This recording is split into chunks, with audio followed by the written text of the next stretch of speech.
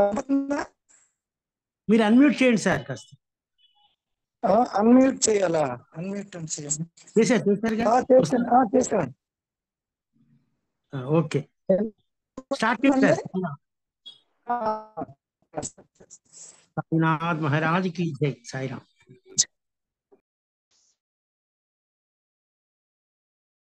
మొన్న ఒకటో అభంగం అయినట్టుంది కదండి మంది.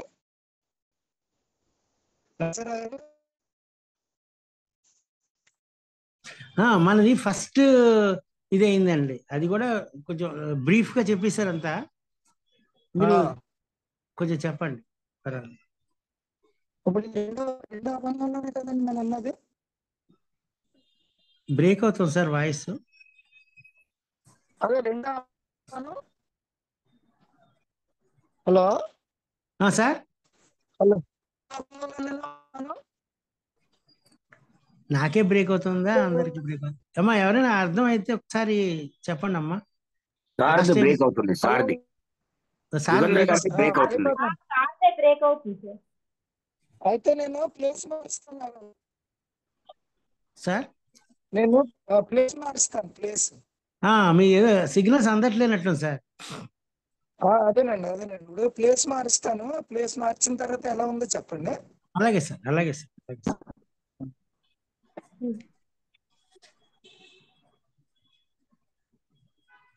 హలో అమ్మా, ఇప్పుడు వినపడుతుందా క్లియర్ గా? ఇప్పుడు వస్తుంది సార్. సరేనండి.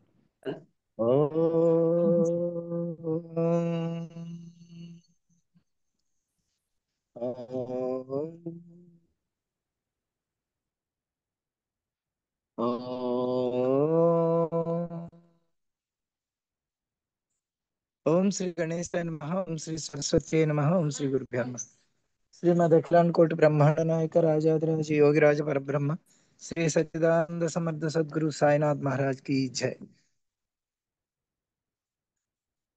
ముదాకరమోదకం సదా విముక్తి సాధకం కళాధరావతకం వినాశలోక రక్షకం నాయకైకనాయకం వినాశితేవదైత్యకం నతాసునాయకం నమామి తం వినాయకం నతేతరాతి భీకరం నవోదితర్క భాస్వరం నమస్సురారి నిజ్జరం అధికాపతుద్ధరం సురేశ్వరం నిధీశ్వరం గజేశ్వరం గణేశ్వరం మహేశ్వరం తమాశ్రయే పరాత్పరం నిరంతరం సమస్తలోక శంకరం నిరస్తదైత్య కుంజరం దరేతరోదరం వరం వరే భవక్త్రమక్షరం కృపాకరం క్షమాకరం ముదాకరం యశస్కరం మనస్కరం నమస్కృతాం నమస్కరోమి భాస్కరం కించినోక్తిమార్జనం చిరంతనోక్తి భాజనం పురారి పూర్వనందనం సురారి గర్వచర్వణం ప్రపంచనాశ భీషణం ధనుంజయాది భూషణం కపోలదానవారణం భజపురాణవారణం మితాంతకాంతకాంతమంతకాంతకాత్మజమచ్చించి రూపమంతహీనమంతరాయ కృంతనం హృదంతరే నిరంతరం వసంతమేవ యోగినాం తమేకదంతమేవ తం విచింతయామి సంతతం మహాగణేశ పంచరత్నమాదరేణీయోన్మహం ప్రజల్పతి ప్రభాతికే హృది స్మరన్ గణేశ్వరం అరోగతామదోషితాం ససాహిత్యం సుపుత్రతాం సమాహితైరష్టభూతిరభిపేత సువజ్రాతు। ఓం గం గణపతి నమః। श्री सच्चिदानंद समर्थ सद्गुरु साईनाथ महाराज की जय। श्री भगवान वेंकटेश्वर महाराज की जय। सद्गुरुमूर्ति भरद्वाज महाराज की जय। सद्गुरुमूर्ति गंगाधर साईनाथ महाराज की जय। सद्गुरुमूर्ति गोपाल बाबा महाराज की जय। श्री ज्ञान प्रदान चोटम्म को जय। श्री गुरु रामानंद स्वामी की जय। श्री गुरुदेव दत्तात्रेय महाराज की जय। श्रीपाद श्री वल्लभ स्वामी की जय। श्रीपाद स्वामी की जय। श्रीपाद श्री वल्लभ स्वामी की जय। नागभूषण जातम साईनाथ संप्रभं गंगाधर महंते सरशिष्य अनंतारित जातम साईनाथ संप्रभं भरद्वाज सरशिष्य नारायण जातम साईनाथ संप्रभं रामानंद व्यासं वसिष्ठनप्तारं शक्ते पौत्रम कल्मषं परसरात्मज वंदे सुतात्मं तपोनिधिं व्यासाय विष्णुरूपाय व्यासरूपाय विष्णुवे नमो वै ब्रह्मनिधये वासिष्ठाय नमो नमः।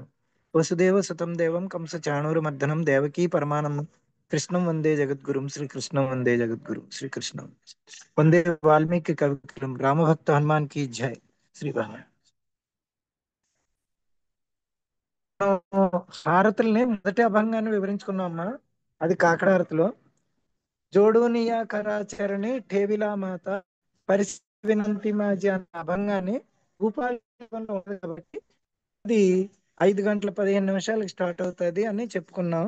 ఇప్పుడు దాంట్లోనే ఉఠా పాండురంగాత ప్రభాత సమయోప వైష్ణవాంచ మేళాగరుడ పారిదాటల ఇక్కడి నుంచి మనం చెప్పుకోవాలి. బహుశా ఇది కూడా చెప్పుకున్నామో లేదో తెలియదు, కానీ ఇక్కడి నుంచి పోనీ నరసింహరావు గారు ఇక్కడి నుంచి చెప్పాలని అన్నారు.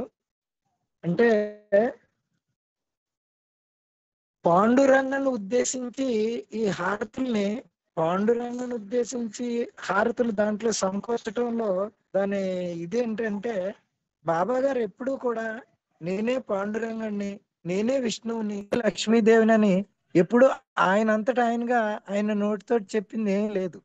కేవలం భక్తులు తమ అనుభవాల ద్వారా మాత్రమే గారిని ఆయా ఆయా రూపాల్లో ఎవరెవరైతే భక్తులు వాళ్ళ మనస్సులో ఆరాధిస్తారో ఆయా దేవతల రూపాల్లోనూ వాళ్ళకి ఆ విధంగానే దర్శనం ఇచ్చారు ఆయన. దాసగన్ గారు ఉన్నారనుకోండి, ఆయనకి పాండురంగడు అంటే చాలా ఇష్టం. అందుకని ఆయన ఏం చేశారు, శ్రీమాజే పండరిపూర సాయిబాబా రామవారం. అలాగా ఇప్పుడు ఇక్కడ మనకి ఎక్కువగా ఈ పాండురంగడు యొక్క స్థుతి ఎక్కువగా ఉంటది.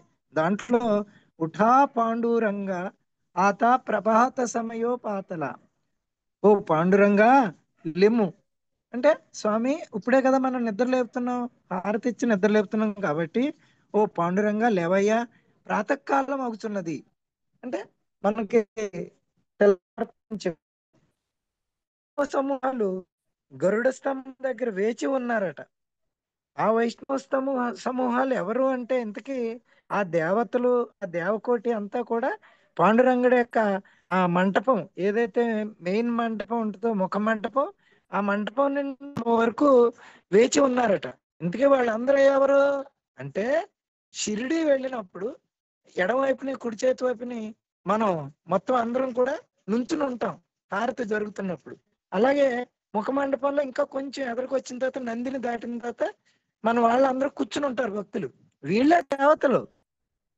అక్కడ పోలిక పాండురంగడిని లెమ్మన్న ఆ మొత్తం అంతా కూడా బాబా గారిని ఉద్దేశించి చెప్పేదా.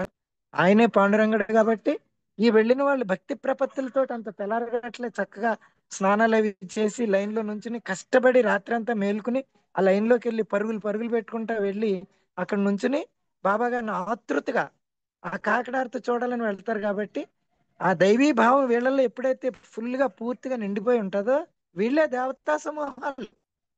మనం ప్రతిదాన్ని అక్కడెక్కడో జరుగుతుంది అని ఊహించుకునే కంటే భావన ఇతి ఇది భగవంత, మన భావన ఏదైతే ఉందో అదే భగవంతుడు. హలో నరసింహరావు గారు, hello hello hello hello sir వినపడుతుందండి లేదా ఏమవుతుందో నాకు వినిపిస్తుంది తెలియదు. వినిపిస్తుంది సార్. వినిపిస్తుంది సార్. రైట్ రైట్, సరే సరే. ఆ మన భావన ఏదైతే ఉందో భగవంతుడు ఆ రూపంలోనే మనకి దర్శనం ఇస్తాడు. కాబట్టి మనకి అక్కడ వెళ్ళిన వాళ్ళందరూ కూడా ఆయన ఆతృతతో, ఎంతో ఆర్తితో, మనస్ఫూర్తిగా ఆ తెల్లారగట్ల వెళ్తారు. కాబట్టి ఆ చలిలోను ఆ దాంట్లోనూ ఎంతో కష్టపడి మేల్కొని ఆయన మీద భక్తి ప్రపత్తులతో వెళ్తారు. కాబట్టి ఆ సమూహాలు ఏవైతే దత్త సమూహాలు అని చెప్పబడుతున్నాయో వాళ్ళందరూ కూడా మన మన షిరిడి సాయినాథుల వారి భక్తులే. మళ్ళా వేరే దేవతలు వచ్చి అక్కడ నుంచుంటారని కాదు. అక్కడ అంటే అలా వర్ణించారన్నమాట. ఉఠా పాండురంగాత ప్రభాత సమయోపాతల వైష్ణవాంచ మేళా గరుడ పారిదాటల. మనం ఇక్కడ బాబాని పాండురంగా అని సంబోధిస్తున్నాం. సాయి సచరిత్ర మనకి ఎంతసేపు చూసినా శివకేశవులు అంటూ వేరుగా లేరు, వాళ్ళిద్దరి మధ్య భేదమే లేదని సాయి సచరిత్ర చదివినా అదే ఉంటది. ఒక భజన బృందం వచ్చింది బాబా గారి దగ్గరికి. వాళ్ళు వచ్చి భజన చేశారు. ఏ భజన చేశారు? రామ రామ రామ రామ రామ రామ రామ రామ రామ రామ సీత రామ రామ రామ అన్నారు. అంటే భర్తకేంటి, ఆ వచ్చిన బృందంలో లక్ష్మి అనే ఆవిడ రాముల వారి భక్తురాలు. కానీ భర్త ఏంటి, బాబా గారి దగ్గరికి వెళ్ళిన ఎవరికైనా సరే ఆయన చేతిలో జేబులో చేపెట్టి చేతికి వచ్చినంత ధనం ఇచ్చేస్తాడని దాని మీద ఆ ఆశతోటి ఆయన పాడుతున్నారు. కానీ వాళ్ళ భార్య మాత్రం మనస్ఫూర్తిగా రామనామం చేస్తూ భజన చేసింది. వెంటనే ఆవిడకి రాముల వారి కింద కనపడ్డారు. ఇంకొక ఆయనకి గణేశుల వారి కింద కనపడ్డారు. ఇంకొక ఆయనకి లక్ష్మీదేవి కింద. ఇలాగ మనకి సచరిత్రలో చూసినట్టయితే బాబా గారు వాళ్ళకి దర్శనం ఇవ్వని దేవతా రూపమే లేదు. ఎవరెవరు ఏ రూపంలో, ఆఖరికి మనం ఎవరైనా సద్గురువుని కొలుస్తుంటే నేను ఈ రోజుని కాషాయం కడతాను అని అన్నారు. నిజంగా కాషాయం కట్టారా? గేరు తీసుకురండి, నేను కాషాయం కడతాను అన్నారు. కానీ ఆ గేరు అంటే ఏంటి? కాషాయపు రంగు బట్టలు. కానీ అవి కట్టలేదు. కానీ వాళ్ళ తాలూకా శిష్యుడు ఎవరైతే వచ్చి ఆయన చూసేసరికి వెంటనే ఆయనకి వాళ్ళ గురువు గారి రూపంలో కాషాయం కట్టుకుని దర్శనం ఇచ్చారు. అలాగా అంటే సద్గురువుకి ఆయన చెయ్యలేనిదంటూ ఏది ఉండదు. అందుకనే ఆయన్ని సమర్థ సద్గురువు. సమర్థ సద్గురువు అంటే దేనినైనా దేనిగానైనా మార్చగలిగిన సమర్థత కలిగి ఉంటేనే సమర్థ అన్న బిరుదు అక్కడ పడతా ఉంటుందండి. అది మనకి ఈ దత్తావతారాల్లో మాత్రం ఎక్కువగా ఉంటది. ఒకటి అక్కలకోట స్వామి దగ్గర ఉంటది, మళ్ళా బాబాగారి దగ్గర ఉంటది, మళ్ళా బిరుదావళిలో మాణిక్య ప్రభువుల వారి దగ్గర ఉంటది. అలా కాకుండా దత్తావతారాలైన శ్రీపాద శ్రీవల్లభ స్వామి, ఇటేమో నృసింహ సరస్వతి స్వామి అయితే క్వశ్చనే లేదు. ఆయన భక్తులకి దర్శనం ఇవ్వడమే కాకుండా కాశీ యాత్రలు కూడా చేయించేసి అక్కడికక్కడే వాళ్ళు అనుకున్న సంకల్పాన్ని మరుక్షణంలో నెరవేర్చి వాళ్ళకి ఎదురుగుండా కనపడేలాగా చూడండి. గురు చరిత్రలోను నృసింహ సరస్వతి స్వామి వ్యోమకేశ ఇక్కడ కాశీని ప్రకటింపచేయి అని అంటారు. వెంటనే అక్కడ కాశీ వాళ్ళందరికీ దర్శనం అయిపోద్ది. అలాగే ఒక అతను నేను ఎప్పుడూ శ్రీశైలం చూడలేదండి అంటే, అయితే జస్ట్ నా పాదుకలు పట్టుకో, అలా కళ్ళు మూసుకో అంటారు. వెంటనే శ్రీశైలం చూపిస్తారు. అలాగా ఇక్కడ ఏంటంటే బాబా గారు అంటే సమర్థ సద్గురువు. బాబా గారు బిరుదు మనం ఆయన్ని వేడుకునే దాంట్లో అది అఖిలాండ కోటి బ్రహ్మాండ నాయక రాజాధిరాజ యోగి రాజ. యోగంలో రాజులకెల్లా రాజు. అంటే యోగం యోగం చేయడం అందరూ చేస్తారు. కానీ బాబా గారు ఎలాంటి యోగం చేసేవారు అంటే మిగిలిన వాళ్ళందరూ ధౌతి అని 22 రంగుళాల గుడ్డ మొక్కని కడుపులోకి మింగి ఆ పేగులు అవి శుభ్రం చేసుకుని మళ్ళీ బయటికి తీస్తారు యోగులు జనరల్ గా. కానీ మన బాబా గారు చేసింది ఏంటి? ఈయన యోగిరాజు. యోగిరాజు అంటే యోగులందరిలోకి రాజు, రారాజు. అందుకని ఈయన ఏం చేసేవారు? ఆ ఊరి చివరున్న బావి అంచు మీద కూర్చుని పేగులు వెడలుగట్టి శుభ్రంగా కడుక్కుని చెట్టు మీద ఆరేసి మళ్ళీ మింగేవారు. అంటే అది మామూలైన వ్యవహారం కాదు కదండి. ఎంత యోగికైనా సరే అది సాధ్యం కాని పని. అది మన ఒక్క సాయినాథుల వారికే సాధ్యం. అలాగే బాబా గారు ఈ విశ్వంలో కొంతమంది మాత్రమే ఖండయోగులు ఉన్నారు. ఖండయోగం అంటే ఏంటి? ఒకసారి చూడండి, బాబా గారి రసీదులో అక్కడ పడి ముక్కలైపోయినట్టు అక్కడో ముక్క ఇక్కడో ముక్క పడి ఉంటే కొంతమంది చూసి భయపడ్డారు. అయ్యి బాబాయ్ పొద్దున్న మళ్ళీ ఇలా జరిగిందని చెప్తే రాత్రి నువ్వే కదా చూసావని అంటారని కొంతమంది భక్తులు భయపడ్డారు. కానీ చిత్రం ఏంటంటే పొద్దున్న లేచేసరికి బాబా గారు మళ్ళీ మామూలుగా ఆయన పనులు ఆయన చేసుకుంటున్నారు. ఆ భక్తులు ఎదురైనప్పుడు ఏమన్నారు? రాత్రి భయపడ్డావా? పర్వాలేదులే అని అన్నారు. ఏంటి? ఖండయోగం చేసేవారు. అలా ఖండయోగం చేసిన వాళ్ళల్లో మళ్ళా రెండవ తల్లి ఎవరంటే చివటం అమ్మగారు. తణుకు దగ్గర ఉన్న చివటం అమ్మగారు అలాగే ఖండయోగం చేసేవారు. అందుకనే బాబా గారు ఒకసారి భక్తుడు కనపడి ఏమన్నారంటే, నువ్వు ఈ గాలివానలో షిరిడి రావాల్సినంత అవసరమే లేదు, ఆ పక్కనే ఉన్న చివటం వెళ్ళి నన్ను దర్శించుకో అన్నారు. అప్పుడు ఆయన చివటం వచ్చి అమ్మ ఎదురుకుండా కూర్చుంటే అమ్మలో ఒక 10 నిమిషాలు షిరిడి సాయినాథుల వారి దర్శనం ఇచ్చారు. అది బాబా గారు. కాబట్టి ఇక్కడ మనం బాబా గారిని ఉఠా పాండురంగా అని వేడుకోవడం, శివకేశవులకి భేదం లేదని అనుకోవడంలోనూ ఏమి మనం సంశయించవలసిన పని లేదని నానాసాహెబ్ చంద్రకర్ గారి అనుభవం, దాసగణ్ మహారాజ్ గారి అనుభవం కూడా ఇవన్నీ తెలియజేస్తాయి. కాకాసాహెబ్ దీక్షిత్ గారు అయితే రామభక్తుడైన డాక్టర్ గారు అనుభవం చెప్పాను. మద్రాసు భజన సమాజం వాళ్ళందరూ కూడా ఇలా బాబా గారిని రకరకాలుగా దర్శించుకున్నారు. మనకి బాబా గారు ఏమంటారు బూటీ గారితో? ఇక్కడ మురళీధరుడు మందిరం కట్టు, నేను అక్కడే ఉంటాను, మురళీధరుడు మనం అందరం సేవించుకుందాం అని అంటారు. కానీ మురళీధరుడు మళ్ళీ వేరుగానా? కాదు.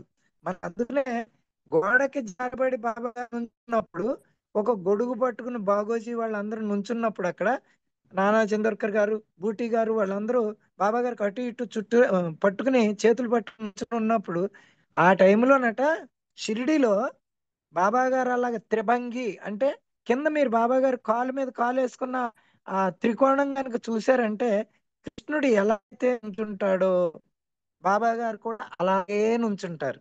బాబా గారు ఎవరని అనుకుంటున్నాం మనం ఇప్పుడు? విఠలా, పాండురంగ అంటున్నాం. పాండురంగడు అంటే ఎవరు మళ్ళీ? సత్యభామ సమేత రుక్మిణి సమేత విఠల అంటున్నాం. రుక్మిణి సత్యభామ సమేత ఎవరుంటారు? కృష్ణుడు ఉంటాడు.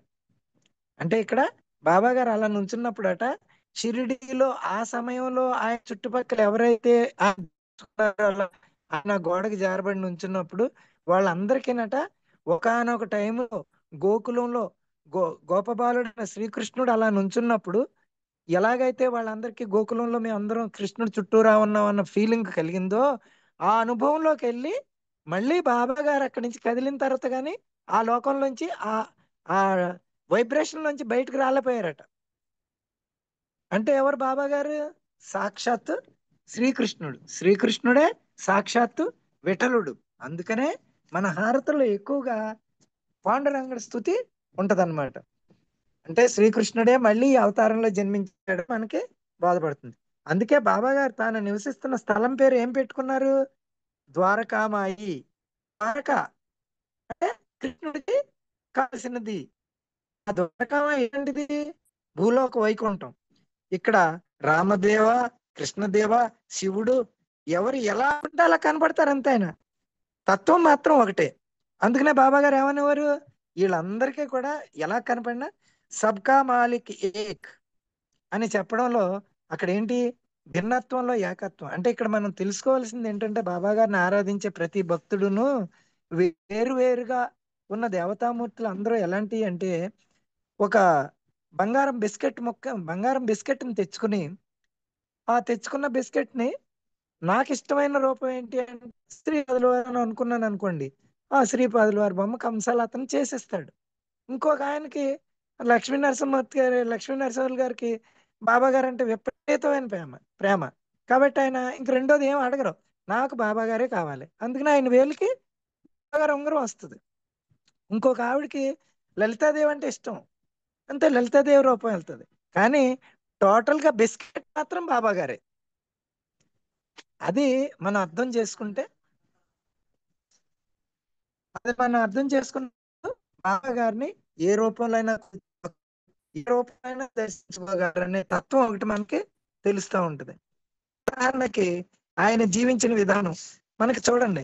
బాబా గారు హారతలు ఇచ్చేటప్పుడు నమామి ఈశ్వరం సద్గురుం సాయినాథం, నమామి ఈశ్వరం సద్గురుం సాయినాథం. ఇందాకేమో పాండురంగా అని అన్నాం, మళ్ళీ ఓసారేమో కృష్ణుడు నువ్వే అని అన్నాం.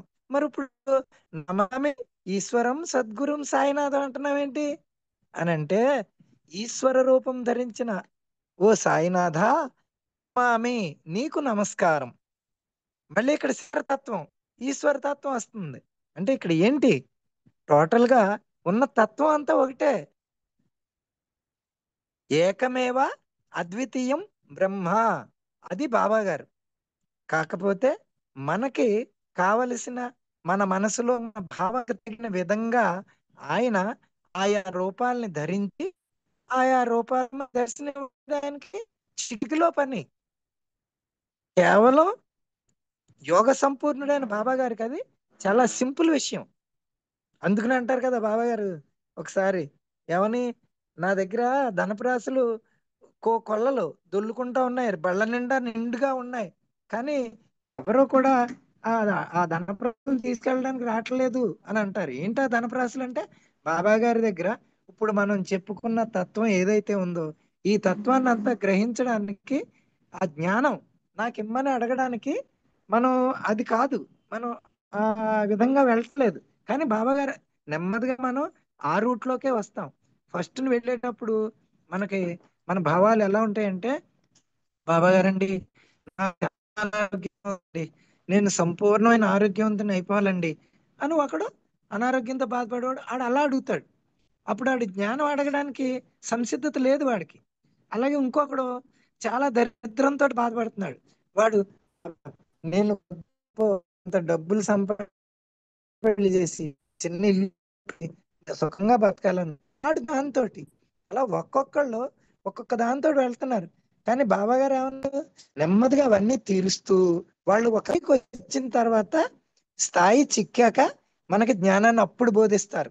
బాబా గారిలో ఉన్న పెద్ద బాబా గారిని ఇంతమంది ప్రపంచంలో ఇన్ని కోట్ల మంది కొలవడానికి మూలం ఏంటంటే కేవలం ఆయన ఒక స్థాయి చిక్కేంత వరకు కూడా ఈ హారతులు పాడుకుంటూ బాబా గారి దగ్గరికి నెమ్మదిగా చేరేలా చేసి ఆ ఆ ఆ దారం ఒకసారి మనం అనుకున్నాం ఏమని, పిచ్చిక్కాలకి దారం కట్టి లాగినట్లుగా ముందర మన భక్తులను అందరినీ కూడా ఆయన దారం కట్టి దగ్గరికి లాక్కుంటారు. పిచ్చిక ఏం చేస్తుంది, పిచ్చిక కానివ్వండి ఒక తాడుతోటి కట్టేసినప్పుడు ఆ తాడు ఎంత పొడవు అయితే ఉందో అంత పొడవు ముందర గిర్ర గిర్ర గిర్రమని తిరుగుతా ఉంటది. కట్టేసిన స్తంభం దగ్గరికి రాదు, కానీ తిరుగుతూ ఉంటది. అంటే మనం లోకంలో తిరుగుంటాం, మనకి ఇష్టమైన పరుచుకుంటూ ఎప్పుడో గుర్తుకొచ్చినప్పుడు బాబా గారండి అనడం, పూజలు వ్రతాలు ఇవ్వడం, మళ్ళీ లోకంలో పడిపోవడం. కానీ బాబా గారు ఏం చేస్తే ఆ దాన్ని ఆధారించి ఆయన వీడు నా పాదాల దగ్గరికి ఎప్పుడు వస్తాడు అని చూస్తూ ఉంటారు. ఎప్పుడు వెళ్తా ఉంటారు, ఎప్పుడైతే మనం ఈ లోకంలో గిరిగిరా గిరిగిరా గిరిగిరా తిరుగుతూ ఉంటామో ఈ దారం ఏమవుతుందో మనకు తెలీదు. దారం మనల్ని ఏం చేస్తుంది, బాబా గారికి దగ్గర చేస్తుంది. అది కరెక్ట్ గా మనం అబ్జర్వ్ చేసుకోవాలి. ఈ తిరుగుడు అనే దాంట్లో గిరగిరా గిరగిరా తిరుగుతున్నప్పుడు ఈ దారం చుట్టుకుపోయి నెమ్మదిగా చుట్టుకుని ఎక్కడికి వెళ్ళిపోతుంది, బాబా గారి పాదాల దగ్గరికంటే తీసుకుపోయి ఆఖరికి మన చూపు పక్కకు వెళ్ళి ఇంకొక చోటకి ముఖం తిప్పలేనంత దగ్గరికి చుట్టుకుపోయి ఏం కనపడతాయి, ఇంకా ఆఖరణ మనకు కనపడేది ఏంటి, కేవలం బాబా గారి పాదాలు మాత్రమే కనపడతాయి. ఎందుకంటే ఈ దారం చుట్టుకుని ఎక్కడికి వెళ్ళిపోయింది, బాబా గారి పాదాల దగ్గరికి వెళ్ళిపోయింది. అందుకనే కదా బాబా గారు అంటారు, ఆద్యంతాలు లేని ఈ పాదాలు పరమ పవిత్రమైనవి, నిన్ను చివరికంట గమ్యం చేరుస్తాయి. అందులో దత్త సాంప్రదాయంలో ఒకటే ఉంటదండి, ఏంటంటే అది దత్త పాదుకలు, ఓన్లీ పాదుకలు పాదాలు మాత్రమే మనకి శరణ్యం. ఆ దత్త సాంప్రదాయంలో ఉన్న గొప్ప విశిష్టత ఏంటంటే పాదుకలు. అందుకనే మీరు ఏ మందిరానికి ఎక్కడికి వెళ్ళినా సరే పాదుకా దర్శనం అవుతుంది. మనకి షిరిడీలో కేవలం కావాలని బాబా గారు మనకి మూర్తిని చేయించుకుని అక్కడ కూర్చున్నారు, కానీ శ్రీపాదుల వారు పిఠాపురంలో పాదుకా దర్శనమే ఉంటది. పొద్దున్న 5 గంటల నుంచి 6 గంటల వరకు, తర్వాత ఉండదు. మళ్ళా నృసింహ సరస్వతి స్వామి 3 గంటల నుంచి 5:30 6 వరకు పాదుకా దర్శనమే ఉంటది, అవి నిర్గుణ పాదుకలు. తర్వాత మళ్ళా మాణిక్య ప్రభులు వారు అక్కడ కూడా పాదుకలే ఉంటాయి, కానీ ఆ పాదుకల్ని రేరుగా మనకి ఆయన ధరించిన పాదుకల్ని వెండి తోడుగులు వేసేసి అలా చూపిస్తారు. అక్కడ పానుమట్టం మీద పాదుకలు గుర్తులు ఉంటాయి. కురుపురం వెళ్ళామనుకోండి, కురుపురంలో కూడా పానుమట్టం ఉంటది, పానుమట్టం మీద చిన్ని పాదుకలు శ్రీపాదుల వారి అక్కడ అదే. మాణిక్య ప్రభుల వారు అంతే, విశ్వ సరస్వతి స్వామి అంతే, స్వామి సమర్థుల వారు ఏకంగా బాణలింగాలు, నర్మదా నది బాణలింగాలు ఈ నృసింహ సరస్వతి స్వామి నిర్గుణ పాదుకలు ఎలా అయితే ఉన్నాయో అక్కడ కూడా వాటికి తొడుగులు వేసేసి ఉంచుతారు. పైన మాత్రం ఒక శిరస్సుగా రూపాన్ని పెడతారు, కానీ అసలు దర్శనం మనకు తెల్లారగట్ల 3:30 నుంచి 5 వరకు ఓన్లీ నిర్గుణ పాదుకలు మాత్రమే దర్శనం ఇస్తాయి. అంటే దత్త సాంప్రదాయం అంతా కూడా పాదుకామయం. అందుకనే బాబా గారు అలా అంటారు అనమాట. కాబట్టి మనం చీడి వెళ్ళినప్పుడు మన శిరస్సుని అద్దం తీసుంటే కనుక లైన్ లో వెళ్ళేటప్పుడు మన శిరస్సు ఎక్కడ పెడతాం, బాబా గారు సమాధిలోకి వెళ్ళిన తర్వాత పాదుకల వైపు వచ్చి పాదాల మీద మన శిరస్సు పెడతాం. అంటే ఆ పాదాలే మనం పట్టుకోవాల్సింది. ఆ పాదాలు పట్టుకుంటే అవి మనల్ని ఎక్కడికైనా తీసుకెళ్ళిపోతాయి. ఇందాక మనం చెప్పుకున్నట్టు తంతుకుడు నేను ఈ శ్రీశైలం చూడలేదు అని అన్నాడు. నేను వెళ్ళను కూడాను, మీరు ఇక్కడ ఉంటాను, నేను అక్కడికి అన్నాడు. అది కాదు అని అన్నారు. అప్పుడే పట్టుకోమన్నా ఏంటి, ఈ పాదుకలు కళ్ళు మూసుకో అన్నారు. అంతే. ఆయన ఎడైతే చెక్క పాదుకలు ధరించారో పాదుకున్నాడు, మరుక్షణంలో శ్రీశైలం ఉన్నాడు. అంతటి విశిష్టమైన పాదులై. సరే, మనం ఎక్కడికి వెళ్ళిపో హారతిలోంచి.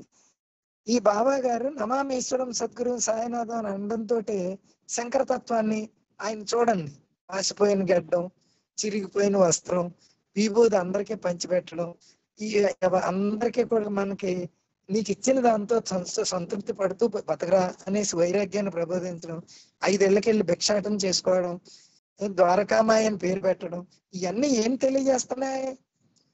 శంకరుడు ఈశ్వరుడి యొక్క జ్ఞానాన్ని మనకి తెలియజేస్తున్నాయి. అంటే ఆయన నమామి ఈశ్వరం సద్గురుం సాయినాథం అన్నదానికి కరెక్ట్ గా నిర్వచనం ఆయనే.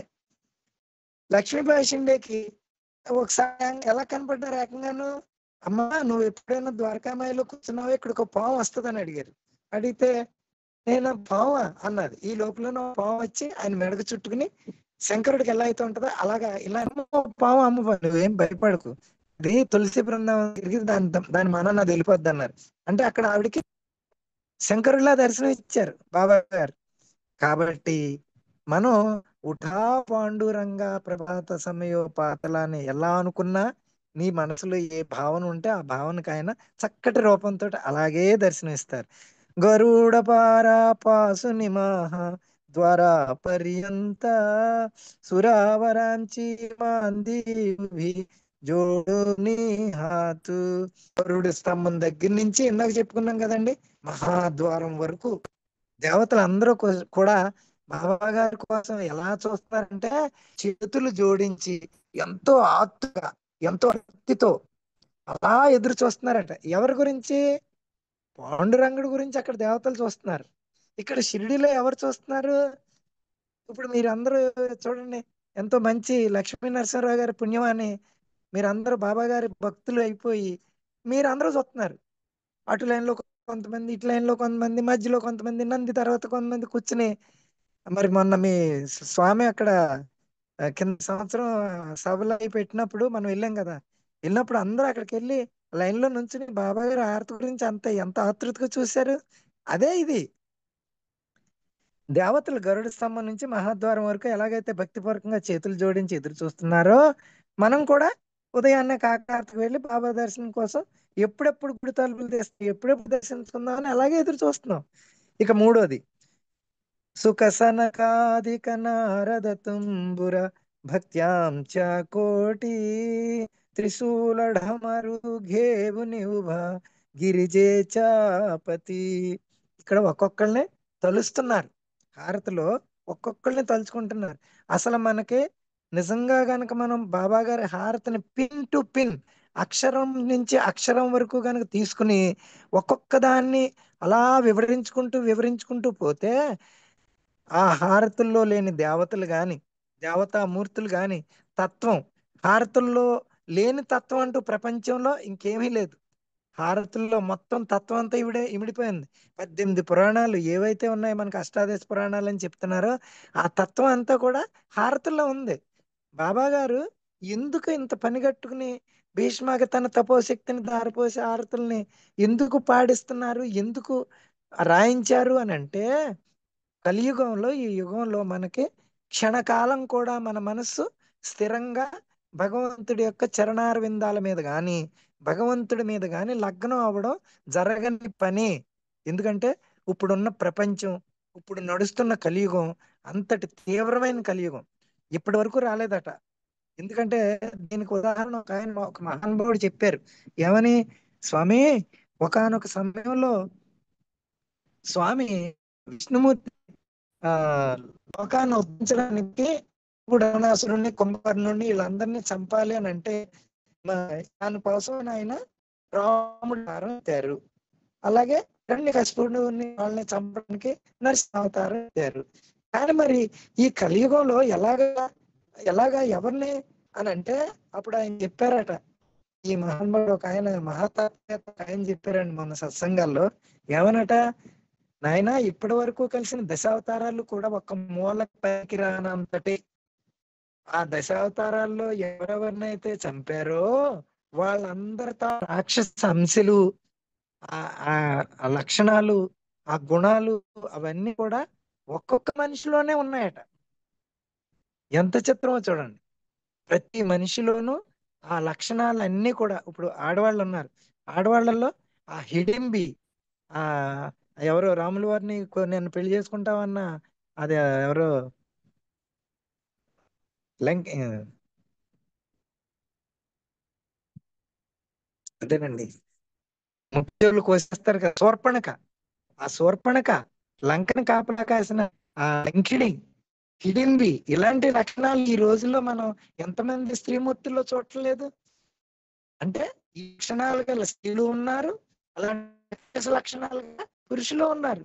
వీళ్ళందరూ కూడా ఈ భూమి మీద మళ్ళీ మళ్ళీ కోట్ల సంఖ్యలో జన్మించేసినందువల్ల వీళ్ళందరినీ ఉద్ధరించడానికి ముక్కోటి దేవతలను కూడా ఆ పరబ్రహ్మ స్వరూపమైన విష్ణుమూర్తి, నాయన ఎవరన్నా వెళ్ళి కిందకి వెళ్ళి వస్తంత ఈ భూలోకాన్ని కలియుగంలో కొంచెం వాళ్ళందరినీ భక్తి మార్గంలో పెడతారంటే, ఏ దేవతామూర్తి కూడా మా వల్ల కాదండి బాబు, ఈ దశావతారాల్లో మీరు ఒక్కొక్కరిని చంపడానికి ఎత్తిన అవతారాల తాలూకు రాక్షస గుణాలన్నీ ఒక్కొక్కరిని ఉంటే మేము అక్కడికి వెళ్ళి ఏం చేయలేం, అందుకని మేము వెళ్ళలేము అని అంటే, అప్పుడు ఆంజనేయ స్వామిని కేకేసి, నాయనా దీనికి నువ్వు ఒక్కడవే సమర్థుడివి, కాబట్టి నువ్వు మాత్రమే వెళ్ళి ఆ భూలోకాన్ని ఉద్ధరించానంటే, బాబా గారు శ్రీపాదుల వారి అనుమతితోటి, శ్రీపాదుల వారు ఆయన శక్తి అంటే మొత్తం ఏదైతే ఆ, శ్రీపాదుల వారిలో ఉన్న శక్తిత్వం, సర్వజ్ఞత్వం, సర్వ వ్యాపకత్వం, ఇవన్నీ ఏవైతే ఉన్నాయో ఆయనలో, ఆ మొత్తం సర్వశక్తులు నాకు ఇస్తే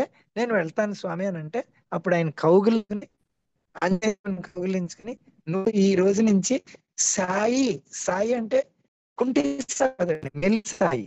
సాయి అంటే అసలు విషయం ఏంటంటే, శా ఈ అంటే ఇంద్రియములను శాంతింపచేయువాడు సాయి.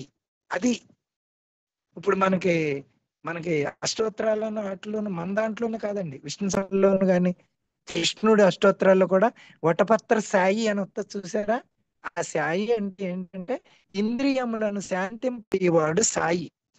మనం ఇప్పుడు కొలిచే సాయి మనకు అనుకూలంగా ఎలా వచ్చారంటే, అది శ్రీపాదుల వారి అవతార కార్యక్రమంగా సాయి ఇంద్రియములను శాంతింపచేయవాడుగా దిగారు భూమి మీదకి. మన భక్తుల కోసం ఆయన ఏం చేశారో తెలుసా, ఆకార రూపము ధరించిన ఈశ్వరుడే సాయి. అందుకనే సాయి అని కుంటిసా పెడతాం మనం. అందుకనే మనం నమామి ఈశ్వరం సద్గురుం సాయినాథం కొలుస్తాం. నమామీశ్వరం సద్గురుం సాయినాథం మనం పాడించుకుంటున్నాం. అది సాయి, అయ్యి రెండును. అవతార కార్యక్రమం అయితే సాయి, మిల్కి సాయి. భక్తుల కోసం సాయి, ఆకార రూపం ధరించిన ఈశ్వరుడు. అలాగే ఇంద్రియాలను అన్నిటిని కూడా, ఎంత దుర్మార్గుడైనా సరే ముందర బాబా గారి దగ్గరికి ఒక్కసారి వెళ్ళిన తర్వాత నెమ్మదిగా వాడు ఏమవుతాడంటే, ఇంద్రియాలన్నీ శాంతించి ఆ తర్వాత నెమ్మదిగా భక్తుడు అవుతాడు. ఆ భక్తిలో నెమ్మదిగా మంచి మంచి పనులు చేయడం మొదలు పెడతాడు. అంటే ఒక గొంగళి పురుగు సీతాకోక చిలుకగా మారడానికి కావలసిన అనుకూలమైన పరిస్థితులన్నీ ఎక్కడికి వస్తాయి అంటే, ఒక్క బాబా గారి దర్శనం వల్ల. అది సాయి. అందుచేత బాబా గారి దగ్గరికి అండి, మీరు ఏ భక్తుడిని అడిగినా సరే, ఈ భక్తుడిని కదిపి అడిగారు అనుకోండి, మీరు అసలు బాబా గారి దగ్గరికి ఎలా వచ్చారు అని అడిగినప్పుడు, అబ్బో ఇంత క్రితం మనం చాలా రుబాబుగాను రౌడీగాను తిరిగి ఉండండి, ఎవరో ఒకసారి ఎవరే మేము షిరిడి వెళ్తున్నాం, ఒక టికెట్ ఉండిపోయింది వస్తావా నువ్వు అన్నారు. ఇంటి దగ్గర కూర్చుని ఏం చేస్తాం, అలా వెళ్ళొద్దాం, అందరూ సాయి సాయి అంటున్నారు, షిరిడి కూడా ఎలా ఉంటుందో చూద్దామని వచ్చానండి. ఇలాంటి అనుభవాలు ఎక్కువ మంది చెప్తా ఉంటారు. కానీ ఒక్కసారి షిరిడి అంటూ రావడం అంటూ జరిగితే, బాబా గారిని దర్శించుకున్న తర్వాత ఆడు ఇంకొకటి టికెట్ ఖాళీగా ఉన్నదని రావాల్సిన పని లేదు. బాబా గారే మళ్ళీ పిలుస్తారు, మళ్ళీ పిలుస్తారు, మళ్ళీ పిలుస్తారు, ఇంకా అక్కడి నుంచి ఆడే తిరుగుతూ ఉంటాడు. అంటే ఇదేంటి, ఒక్కసారే పిచ్చి కాలికి దారం కడతారు అంతే బాబా గారు. తర్వాత ఆటోమేటిక్ గా అన్ని పనులు అయ్యే జరుగుతూ ఉంటాయి. అది మన అందరి అనుభవం. కాబట్టి ఇక్కడ మనం ఈ శుకుడు, సనకాదిక మునులు, నారదులు, తుంబురుడు, భక్తకోటి అందరూ కూడా, ఆఖరికి ఈశ్వరుడు కూడా, ఇదేంటి మనం ఇప్పుడు మన బాబా గారిని ఈశ్వరుస్తున్నాం కదా, త్రిశూల డమరు గేవునుబా గిరిజే చపతి అని ఉందేంటి అని అనుకుంటే అక్కడ మనకి ఈశ్వర తత్వం దిగింది. ఈశ్వర తత్వం దిగి మనల్ని అందరినీ ఉద్ధరించడానికి సాయి రూపంలో ఉంది. కానీ అసలు ఉండవలసిన ఆయన ఈశ్వరుడు ఉమాపతి అయిన ఆయన అక్కడే ఉన్నారు కైలాసంలో. ఆయన తత్వాన్ని మాత్రమే ఆంజనేయ స్వామి అంజనాదేవి గర్భంలోకి వచ్చిన తర్వాత, ఆంజనేయ స్వామిగా వచ్చిన తర్వాత ఆయన తత్వం ఆంజనేయ స్వామిలో ఉన్నప్పుడు ఆంజనేయ స్వామిని శ్రీపాదుల వారి భూమి మీదకి వెళ్ళమన్నప్పుడు ఆయన తత్వం దగ్గర అంటే అసలు ఈశ్వరుడు కైలాసంలో అక్కడ ఉమాపతి అయిన ఆయన కూడా వచ్చి సద్గురువు కాబట్టి బాబా గారు సద్గురువుకి దేవతలు అందరూ అదేలే. అది మన గురు చరిత్రలో ఉంటుంది, మనం జాగ్రత్తగా అబ్జర్వ్ చేసుకుంటే. కాబట్టి ఇక్కడ బాబా గారు ఎదురుకుండా ఆయన కూడా నుంచున్నారట. ఎవరితోటి? అమ్మతోటి కలిపి. ఎలా ఉంటది అది? సుఖసనకాదిక నారద తుందుర భక్త్యాం చ కోటి త్రిశూల ఢమరు ఘేవునివ గిరిజే చాపతి. గిరిజే చాపతి అంటే ఎవరు? అమ్మ గిరిజ. గిరికి జనించిన ఆవిడి అన్న పార్వతీ పుత్రి కదా. ఆ గిరిజేచ జనని ఎవరైతే గిరిజేచ పతి, ఆ గిరిజా తల్లి యొక్క పతి ఎవరో ఈశ్వరుడు. ఆయన కూడా వచ్చి లైన్ లో నుంచున్నారట. ఎవరితోటి? నారద తుంబుర్లు సుఖసానకాదిక మహర్షులు భక్త కోటి అందరూ లైన్ లో నుంచుంటే వాళ్ళతో పాటు స్వామి ఈశ్వరుడు కూడా నుంచుని ఉన్నారట. అది సుఖసనకాదిక నారద తుంబుర భక్త్యాం చ కోటి త్రిశూలమరు ఘేవుని ఉభా. త్రిశూలాన్ని ధరించి మరీ ఉన్నారట ఆయన, అమరు త్రిశూలాలతో. మరి మన బాబా గారి దగ్గర కూడా ఒక త్రిశూలం ఉంది. ఏంటది? కాకపోతే రూపం మారింది అంతే. మనకి అన్నమయ్య సినిమాలో చూపిస్తారు వెంకటేశ్వర స్వామి అగ్గము ఇవన్నీ కూడా చక్రం శంకు చక్రాలు పక్కన ఆయన పక్కన ఎలా వచ్చి చేరినాయి ఇక్కడ కింద ఈ వెంకటేశ్వరం కింద జన్మలోకి వచ్చినప్పుడు. అలాగా ఆ త్రిశూలం దేని కింద మారింది అని అంటే ఆయన చేతిలో సట్కా కింద మారింది. మరి నాగుపాము అయిపోయింది అంటే పైన ఆయన ఇలా చెల్లా కింద తలకి గుడ్డు కట్టుకుని కిందకి ఎలా అది కింద మారిపోయింది. మనం ప్రతిదాన్ని అన్వయించుకోవాలి. కానీ బాబా గారి దగ్గర మరి ఈశ్వరుడి చేతిలో ఒక భిక్షా పాత్ర ఉంటుంది. అది దేని కింద మారింది? తంబిరేలు డొక్కు. బాబా గారు భిక్షకి వెళ్ళేవారు కదా, తంబిరేలు డొక్కు అని ఒక డొక్కు తీసుకుని దాంట్లో పులుసులు అన్ని ఏం చేసుకునేవారు. దాని కింద మారింది. ఇలాగ మనకి జోలి ఏంటి? ఈశ్వరుడి దగ్గర కూడా భిక్షకి వెళ్ళేవారు కదా, అలాగే ఆయనకు ఒక జోలి.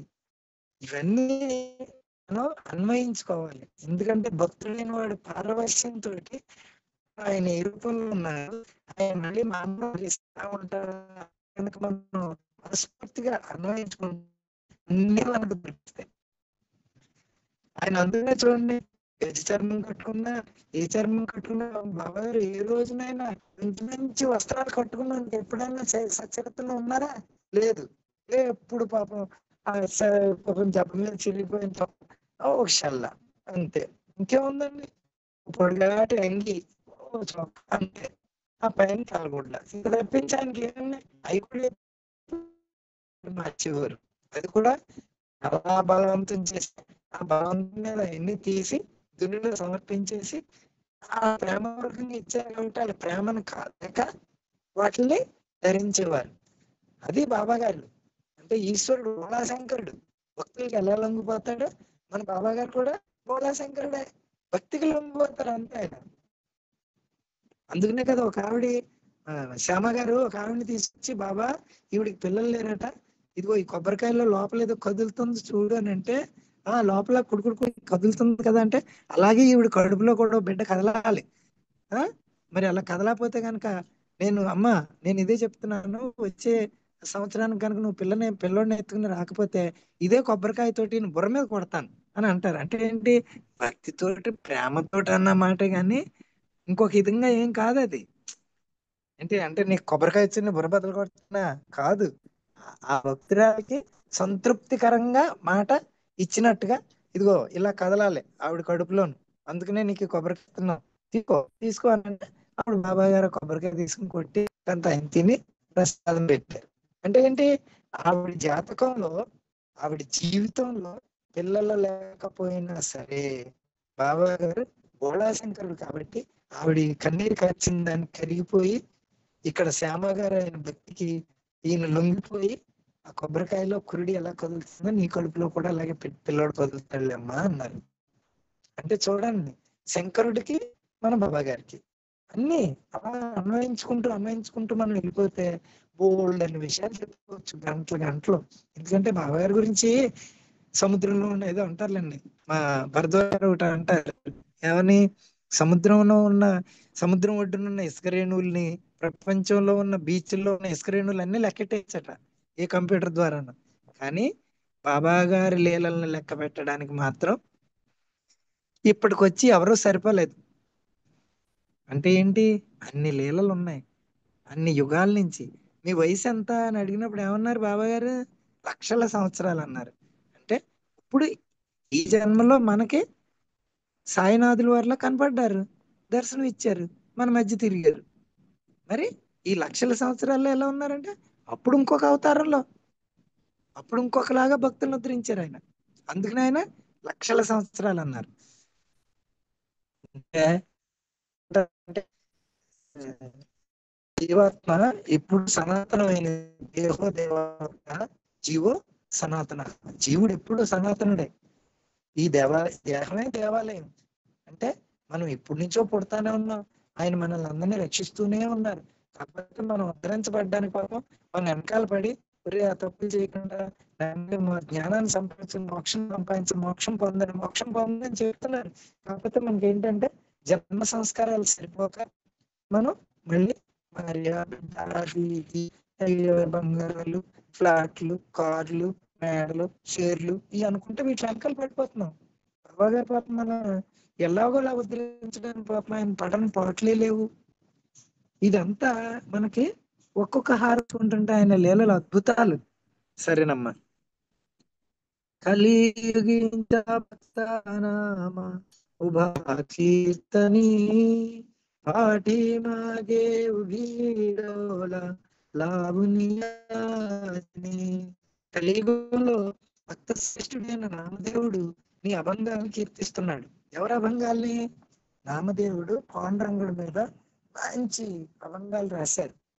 ఆ అభంగాలే మనం బాబా గారికి సమర్పిస్తాం. ఈ పాదదాసినటువంటి ఈ దివ్యమైన చూడసం ప్రత్యేక దృష్టితో నిలిచి ఉంది జనాబాయి.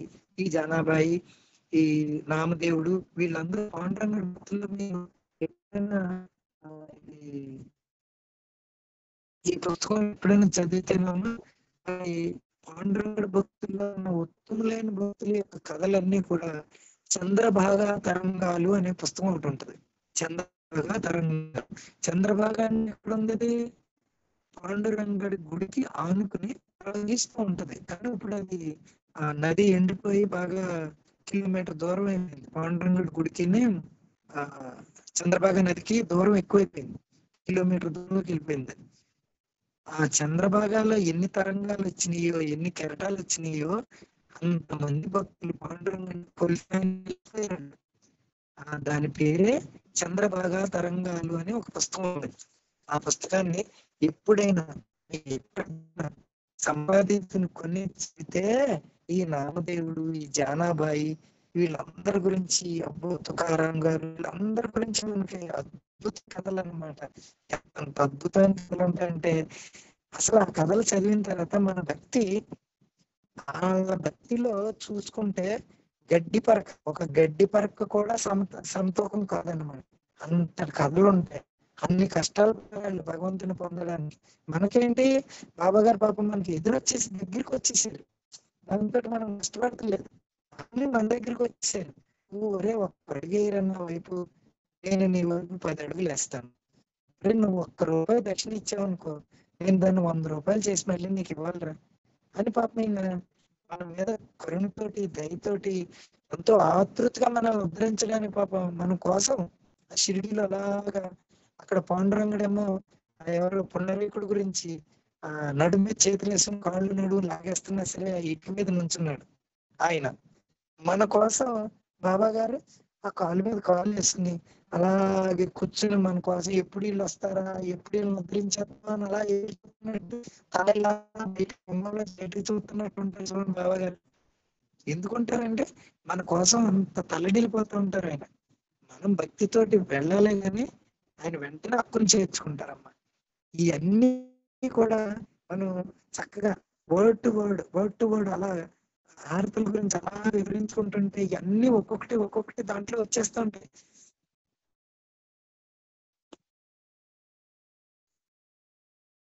ఈ దేవుడు జనాభా ఇవన్నీ అంటే దేని కోసం మనం కలియుగీచ భక్తానామ కీర్తని పాటి వీడోలా లవనీయజీ అని చదువుకుంటున్నా కానీ పేర్ల కోసం అలా చదువుకోవాల్సి ఇప్పుడు మనం చూడండి ఎంతో కష్టపడి భార్యాభర్తలు ఇద్దరు, ఎవరా భార్యాభర్తలు ఇద్దరు?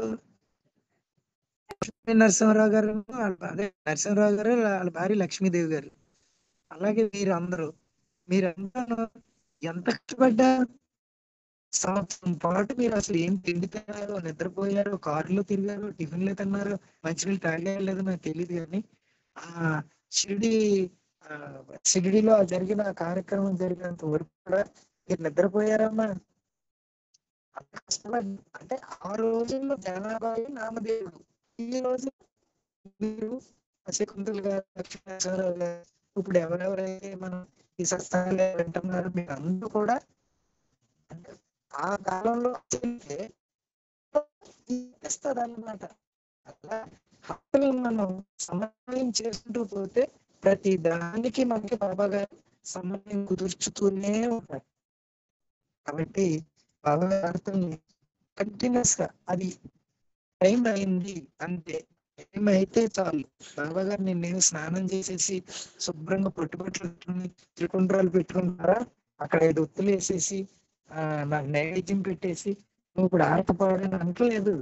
మన భావన కొద్దీ అవన్నీ కూడా మనసా మయార్పితం అంతే. నేను మీకు ఒకసారి మనం అనుకున్నట్టున్నాం, మళ్ళీ ఇంకొకసారి ఉటంకరించుకున్నాం. ఒక సమయంలో శంకరాచార్యులు వారిని శ్రీశైలంలో శక్తి ఆరాధకులు కొంతమంది ఏం చేశారంటే బంధించి తీసుకుపోయారు స్వామిని బలి ఇవ్వడానికి. ఆ బంధించి తీసుకుపోయినప్పుడు శంకరాచార్యులు వారు చేసుకునే అనుష్ఠానం ఎడో జరిగిపోయింది. కానీ ఆయన ఏం చేశారనుకుంటున్నారు? అమ్మ నేను ఇప్పుడు నిద్రపోతున్నాను అనుకో, ఈ నిద్రే సమాధి స్థితి అనుకో స్వామి. అలాగే నాకు ఇప్పుడు ఏదో చిన్న ఆహారం పెట్టారు, ఈ ఆహారమే నీకు నైవేద్యం అనుకో. ఇప్పుడు నాకు వీళ్ళు మంచినీళ్ళు ఇచ్చారు, హస్తయోహో అర్ఘ్యం సమర్పయామి, పాదయోహో పాద్యం సమర్పయామి, ఇవి అవన్నీ అనుకోండి. అని ఆయనకి ఏవేవైతే వాళ్ళు ఇచ్చారో, ఆయన ఏవేవైతే ఆయన సేవ చేస్తున్నారో అన్వయించేసి అలా సమర్పించారు ఆయన. అనుకో ఒక బస్సులో ఉన్న 5 గంటలు అయింది, బస్సులో ఉన్నప్పుడు నైవేద్యం పెట్టగా లేదు. అప్పుడు ఏం చేస్తాం, మన చేతిలో ఉన్న బిస్కెట్ ప్యాకెట్ తెస్తాం, ఆ పక్కన పెట్టుకున్న బాబా గారి ఫోటోను ఒకసారి ముట్టుకుంటాం, మొదలు పెట్టేస్తాం. కానీ లోపలే ఇక్కడ ఉన్నవాడు కూడా అనుకోవాల్సిన లేదు. ఎందుకంటే నీ గొంతుకు నీ గుండెల్లో నిన్నాను కదా అన్నారు కదా బాబా గారు. ఆ గుండె మన దేవాలయం, యహో దేవాలయ ప్రోక్త అంటే ఇక్కడ ఉన్నది షిరిడి మన గుండెల్లో. వెంటనే దేవుని పంచారతి హారతి కరు సాయి హారతి అని కళ్ళు మూసుకున్నారనుకో, కరెక్ట్ 16 నిమిషాలు అయ్యేసరికి బాబా గారి హారతి షిరిడిలో అయిపోద్ది, ఇక్కడ బస్సులోనే బాబా అయిపోద్ది. వీరు షిరిడిలో బాబా గారు ఎదురుగుండా ఉన్నారు. ఎందుకంటే సూక్ష్మ శరీరం మీది, మానసిక శరీరం ఎక్కడికి వెళ్ళిపోయింది? షిరిడి వెళ్ళి బాబా గారు ఎదురుగుండా కూర్చుంది, అంతే అయిపోయింది. అంతే మళ్ళీ మీరు బస్సు దగ్గర అయిపోయింది కదా,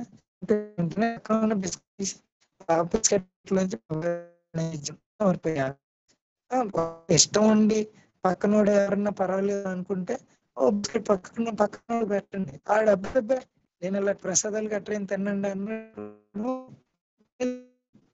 అంతే, అక్కడ హారతి అయిపోయింది. ఆ భావన కనుక మనకు ఉంది, ప్రతిరోజు కనుక 4 హారతులు కనుక మనం చేసుకుని మన జీవితాన్ని గడుపుతూ ఉంటే బాబా గారి యొక్క మొత్తం ఉపాసన, టోటల్ ఉపాసన అంతా కూడా హారతుల్లోనే ఉన్నది. బాబా గారు ఖాళీగా ఉంటే నామజపం చెయ్యి, ఇంటి దగ్గర ఉంటే పని చెయ్యి, సద్గ్రంథాల పారాయణం చేసుకో, నామజపం చేస్తూ ఉండు, నా హారతులు ఇస్తూ ఉండు. ఇవి 4 పనులు. ఈ పనులే చెప్పారు. అది మనం కరెక్ట్ గా అబ్జర్వ్ చేసుకుంటే బాబా గారు చేయించింది కూడా అదే. షిరిడిలో నామ సప్తాహం చేయించేవారు.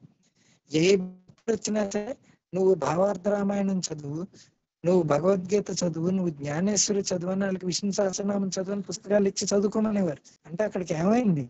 నామజపం, సద్గ్రంథ పారాయణం. ఆయన ఉన్న ప్లేస్ లో ఎంతసేపు భక్తులు కథలు చెప్పుకుంటూ ఉండేవారు. సత్సంగం. ఇంకా 4వది కంటిన్యూస్ గా ఈ అన్ని జరుగుతున్నా జరగకపోయినా ఏది షిరిడీలో కంటిన్యూస్ గా జరిగేది ఒకటి ఉంది. అదే 4 హారతులు. అంటే ఏంటి? బాబా గారి ఉపాసన వేరేది ఏం లేదమ్మా. టోటల్ 4 హారతులు ఇచ్చుకోవడం అనేది ఆయన్ని ఉపాసించి, అలా కనుక ఉపాసన మార్గంలో మనం వెళితే మనం ఆయన పొందుతాం, ఆయన్ని చేరుకుంటాం. ఇది బాబా గారి హారతులో ఉన్న వైశిష్టం.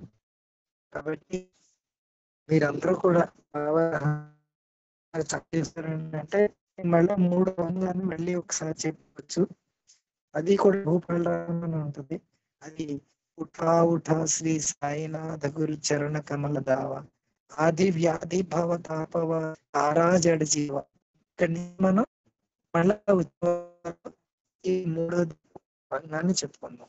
ఈ లోపల ఏమన్నా అర్థమైందో లేదో నాకు తెలియదు, కానీ ఏదో బాబా గారు ఒప్పుకున్నా లేకపోయినా బడబడలాడరా అంటే అప్పుడప్పుడు ఈ కుక్క పిల్ల అలా మొరుగుతూ ఉంటది. అది కూడా లక్ష్మీ నరసింహరావు గారు స్వామి బాబా గారి గురించి అంటే, బాబా గారి గురించి చెప్పడానికి నేనే ఉన్నాయి. బాబా గారే కొంచెం జ్ఞానం ఇచ్చి పలికిస్తే పలుకుతాను తప్పించి, నా సొంతం అని అనుకుంటే లౌకికమైన మాటలే వస్తాయి. బాబా గారండి మీరు పలికించండి అని అంటే ఆయనకి సంబంధించిన మాటలు, ఆయనకి సంబంధించిన కథలు, లీలలు అవన్నీ గుర్తుకొస్తాయి. అంతేనమ్మా. సాయినాథ్ మహారాజ్ కి జై.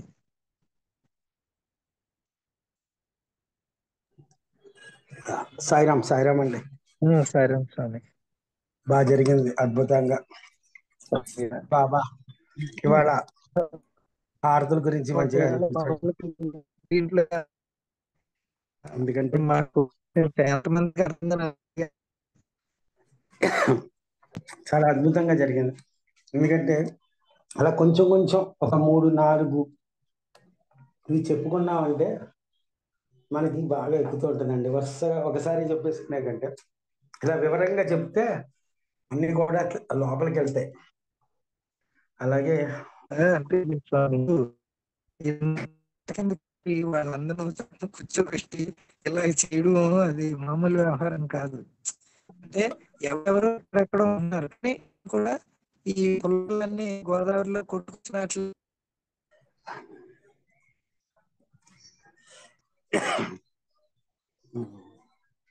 బ్రేక్ అవుతుంది.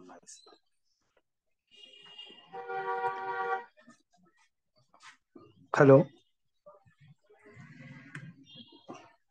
వాయిస్ బ్రేక్ అవుతుందండి.